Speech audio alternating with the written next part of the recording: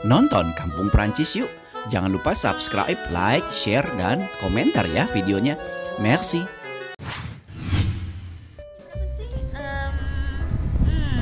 Yaudah satu pertanyaan lagi ya.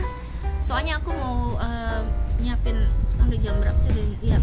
Satu pertanyaan lagi aku jawab karena aku udah harus nyiapin makan malam buat anak-anak. Anak-anak biasanya makannya jam setengah 8, udah bentar lagi jam 7. Jadi jam setengah 8 mereka makan duluan. Nanti mereka bikin PR. Mereka tidur sekitar jam 8.30-an. Aku 8.30-an puasa, sholat, terus nidurin mereka. Biasanya suami saya suka bacain cerita juga sebelum tidur.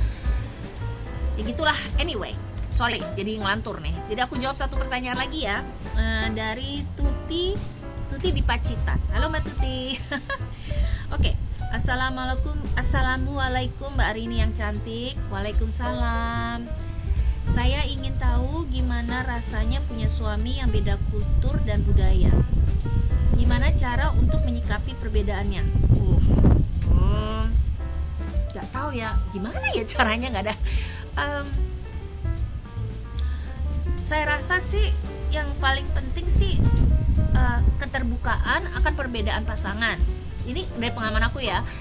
Jadi kalau kita misalnya melihat dia melakukan suatu hal yang berbeda dengan kultur kita, aku nggak langsung bilang nggak bisa kayak begini loh, soalnya kultur gue nggak nerima, nggak gitu. Tapi aku lebih untuk mempelajari gitu, emang kultur kamu seperti apa sih.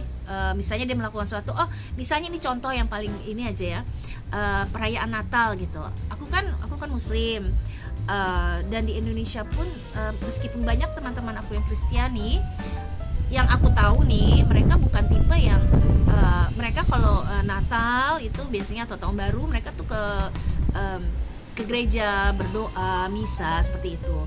Nah kalau di Prancis itu Natal itu lebih seperti budaya. Jadi mereka tuh merayakannya bukan dengan pergi ke gereja atau gimana, mereka merayakan dengan pohon Natal, dengan tukar-tukar kado atau ngasih kado. Dan dia sangat dia sangat prinsipal banget dia yang kayak begini nih, bener-bener aku nggak bisa ngacoin. Jadi setelah kami punya anak pun dia tuh bener-bener ngikutin bener-bener gitu loh. Kayak misalnya Natal gitu ya, kado-kado dia bilang sama anak-anak ini dari Père Noël tuh Santa Claus ya. Padahal kan dia sedikit nggak mungkin lah ya, tapi dia tuh kayak harus, pokoknya anak-anak harus percaya.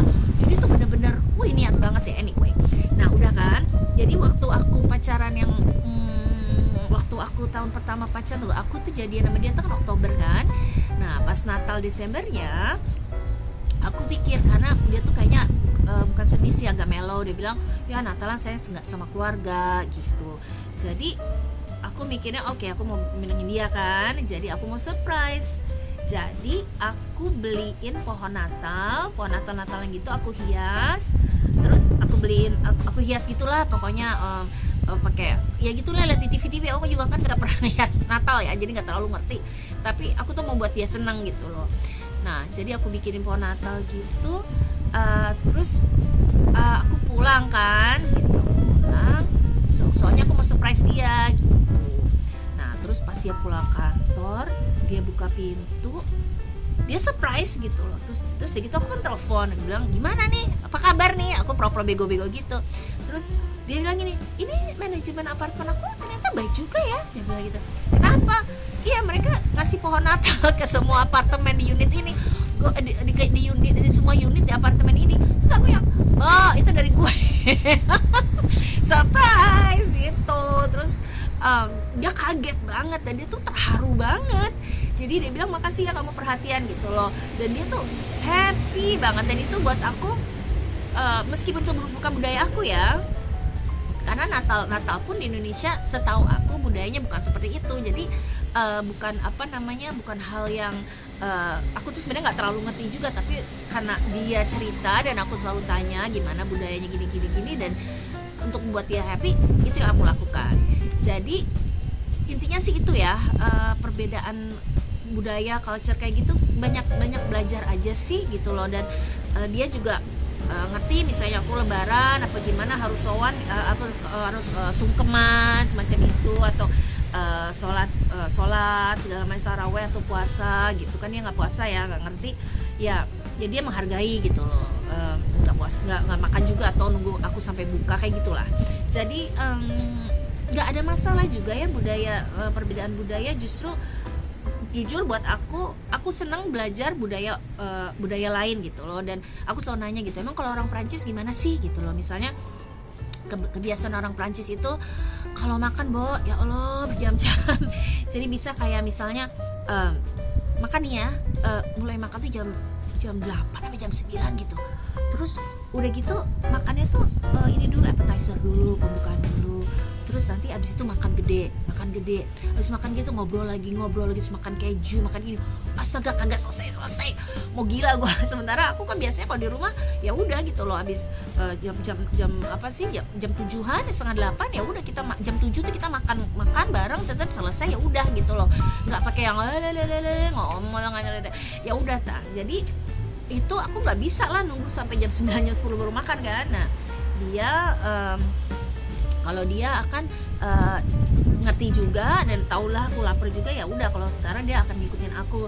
Termasuk kalau di Prancis itu kan selalu minum wine ya kalau makan malam gitu. Dan dia kalau di Prancis kan budaya wine itu suatu hal yang biasa. Tapi kan aku nggak minum alkohol kan, jadi selama di Indonesia kan pacaran ya udah gitu loh. Atau kalau kita makan gitu ya nggak beli ya, nggak minum alkohol juga, dia minum air putih sama aku gitu loh. Dan makannya juga nggak jam 9 jam 10 dan makan keju dan tralala gitu. Jadi dia ngikutin aku, ya udah kita makan malam atau dessert paling ya es krim atau apa, ya udah gitu aja. Nggak apa ya, untungnya sih alhamdulillah sih dia nggak terlalu terikat sama alkohol atau apa ya kan. Aku lihat banyak bule-bule di Jakarta yang aku perhatiin perginya dugem-dugem mulu, nggak gebar gitu. Dia nggak, dia tipenya yang di rumah gitu. Aku sempet tanya dulu, kamu kok nggak pernah pergi clubbing sih gitu loh. Kalau aku lihat bule-bule di Jakarta kerjanya pada malam-malam pada pergi gitu ya.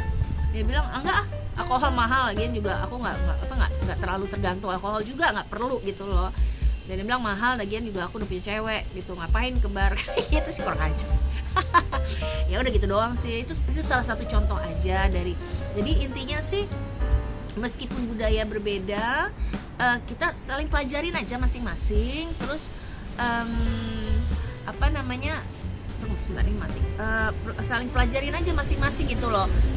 Budayanya apa sih, perbedaannya apa, dan kita juga cerita sama dia gitu loh. Kalau di Indonesia kita biasanya begini. Misalnya satu lagi nih contoh, misalnya ya kalau di Perancis itu kan mereka nggak pernah buka sepatu, mau gila gue.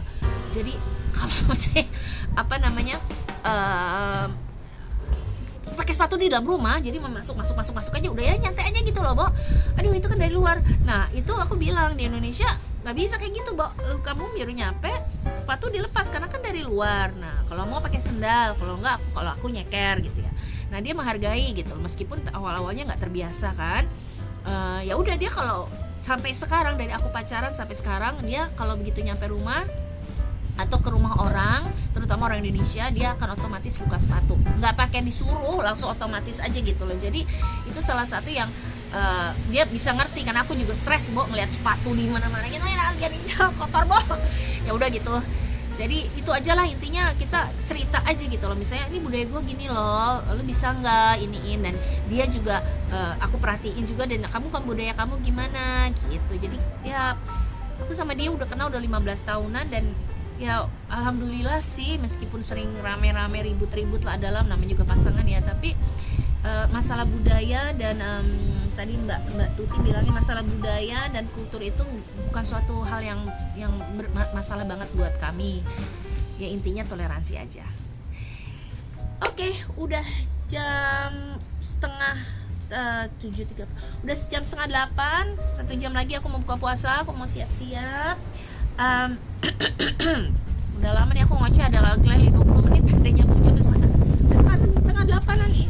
Ya udah, buat Mbak Ratna Sidoarjo dan buat Mbak Tuti Pacitan, ini aku udah jawab ya. Tapi kalau misalnya Presi pengen tahu lagi, tinggalin aja komen di bawah, nanti aku jawab lagi, aku lanjutin. Dan buat teman-teman kampung Prancis yang lain, kalau mau tanya-tanya lagi silahkan, aku akan dengan senang hati menjawab. Oke, au revoir. Sampai besok ya. Bye.